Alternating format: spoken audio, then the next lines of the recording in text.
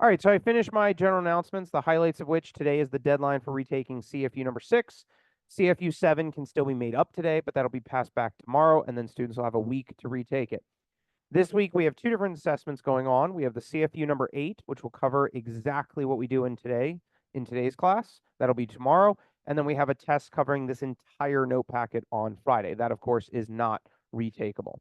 Students are already given time to complete the multiplication at the top of page 35. So we're going to get rolling with our first objective of the day, which is to complete questions dealing with compounded interest. Questions? All right, so as I said, I'm going to go through one problem, and then I'll give you all time on the other two. So this particular question starts with, you deposit $1,700 into a bank account. That would be your initial amount. Then it goes on to say, a bank account that pays 8.3% interest. Remember, to convert any percentage to a decimal, you simply divide it by 100. And if you do that in a calculator, you will get 0.083.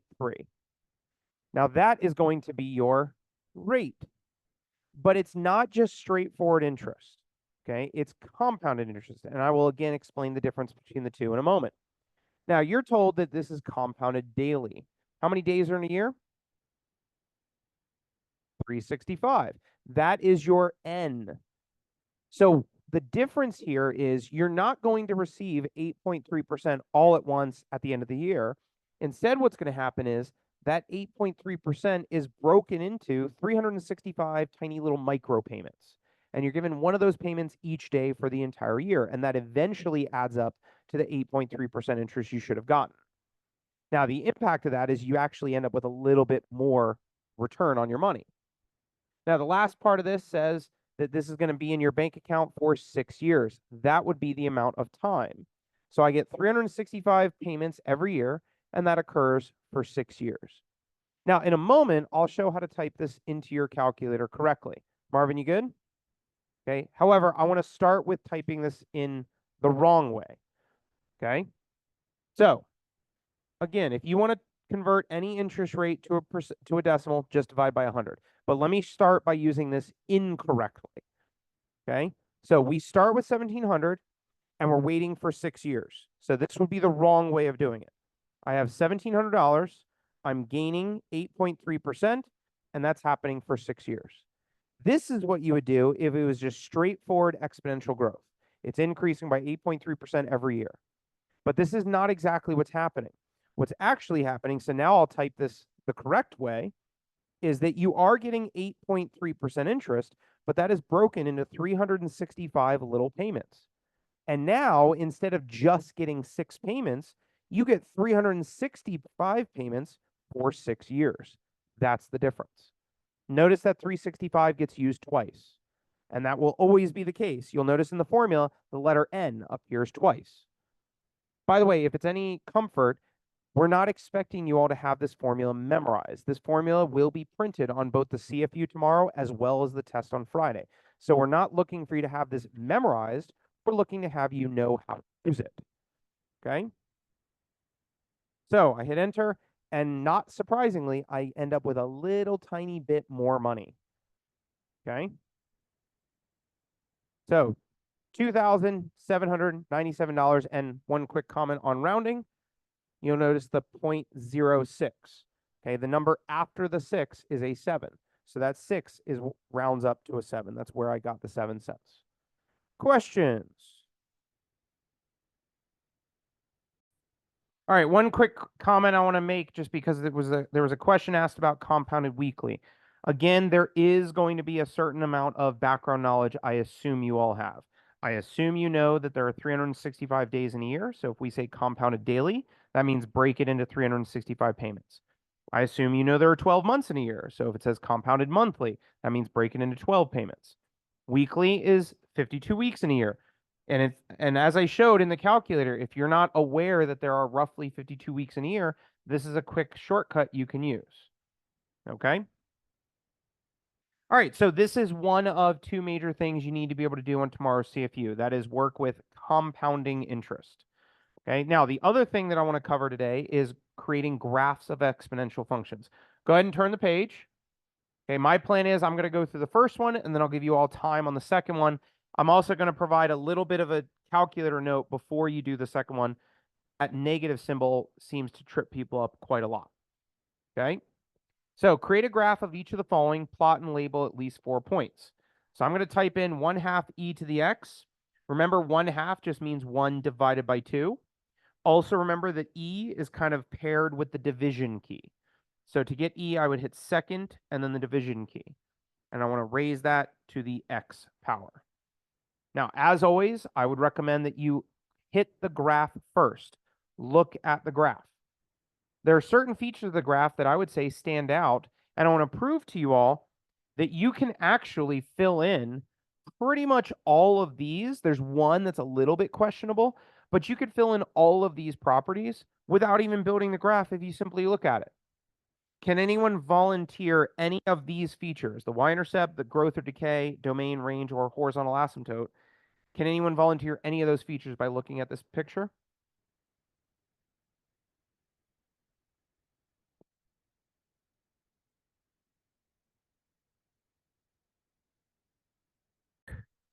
All right. Absolutely. Thank you, Jamie. So you can look at this and you can see that it's growing as you go from left to right. This thing is shooting up and up and up and up and up. So I can absolutely say this is a growth function. Does anyone see any other features on this list that you could tell simply by looking at the picture?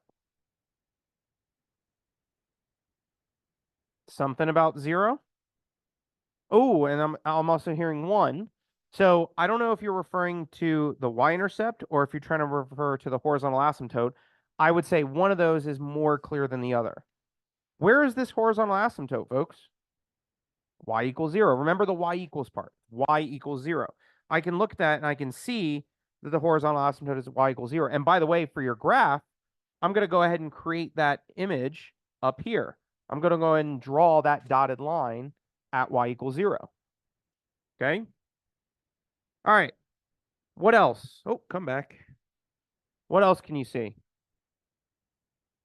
I'd actually say I can combine what people have already helped us with. I see that it's growth, so it goes up forever. I also know somebody pointed out the horizontal asymptote at y equals 0, which means it never goes below 0. What am I describing right now? It doesn't go any lower than 0, but it goes up forever. That's my range. Range is how far up and down is this thing going. So I can list my range just by noticing it levels off at 0 and it grows forever.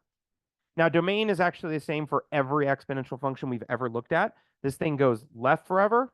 I mean, it's curving towards 0 forever, and then it's curving towards infinity forever. So if I ask you, hey, what's it doing as it goes to the left? You can just say, well, it's decreasing closer and closer and closer to 0. And if I say, hey, what's this thing doing as it goes to the right? You can say, well, it's just increasing to infinity. Okay? Point being, this thing goes left forever, it goes right forever. So the domain is every number.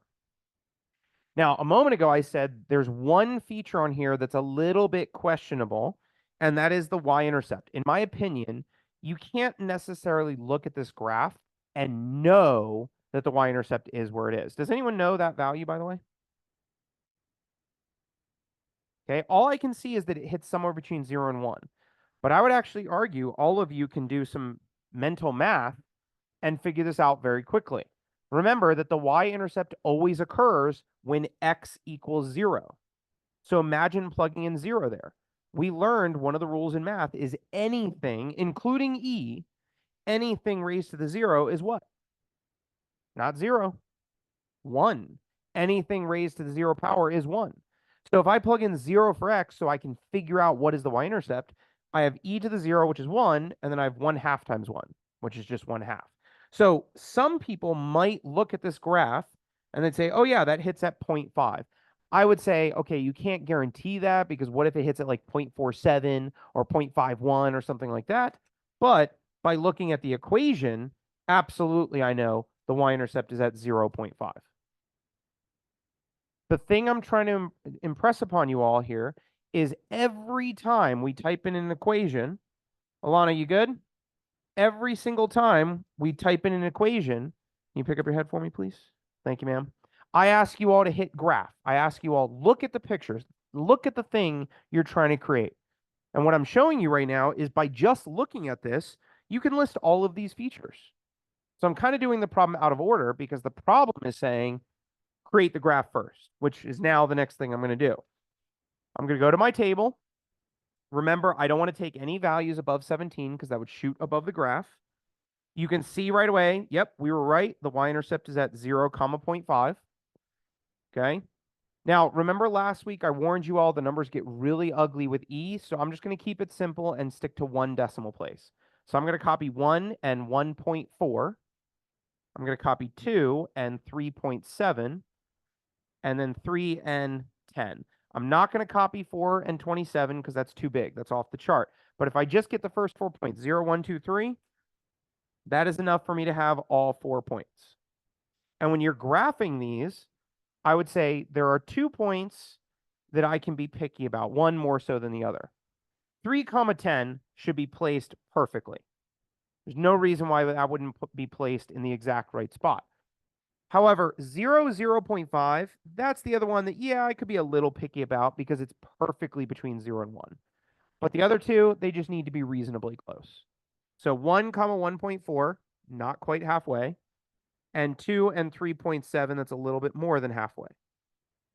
Okay, but again, notice I recommended draw the horizontal asymptote first. That acts as a guide to help you draw the curve. So now my growth curve ends up looking something like that. Okay, this, by the way, is the other major topic on tomorrow's CFU. So the first one we did a moment ago on the previous page. Okay, can you do compound interest calculations? The other skill set is this. Can you build a graph and talk about the features? Okay. Questions on the one I just did in front of you all? Now, yourselves, I warned you that I was going to give you a quick little lesson on how to type this into your calculator the correct way. Okay. You have to use the negative key. So let me just demonstrate that real quick. I go to y equals, I type second division to get my E symbol, and then I raise it to a power of negative, notice I didn't type the minus sign, 2x. Now, the reason it would be wrong to type it using the minus sign, minus 2x, first of all, if you do that, the calculator is going to graph the first one, and then it's going to give you an error message.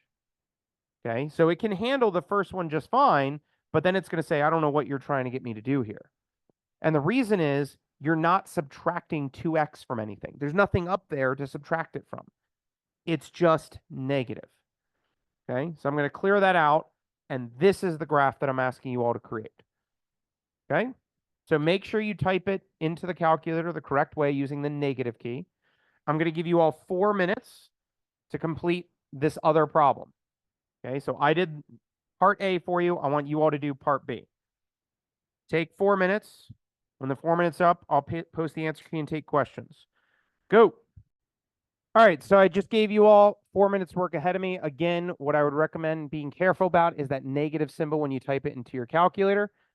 When I did this, these are the 4 points I decided to copy. If you go to -2, well, then the graph shoots all the way up to like 54. So you really can't copy that point. Okay, but this is what the display would look like. These points are particularly difficult to graph, especially the 0.1 and the 0.02. So I'm not looking for perfection. I'm just looking for something reasonable. And especially 0.02, that's essentially going to look like it's on the x-axis. Okay, this is again why I would argue drawing the horizontal asymptote first is helpful, at least for me. Okay, and then in terms of your properties, it's basically going to look like a carbon copy of the previous answer, except this one is decay rather than growth. All right. So once again, tomorrow's CFU, it will focus on just what we did in class. Can you do compound interest? Can you create graphs like this? But the test on Friday will cover everything we've done in this note packet for the last several weeks, which is why I'm going to pass out this yellow review packet. The yellow review packet you're about to get is due on Friday. It counts as 10 free points on the test. All right. Anyone watching the recording, thanks for watching. Have a good one.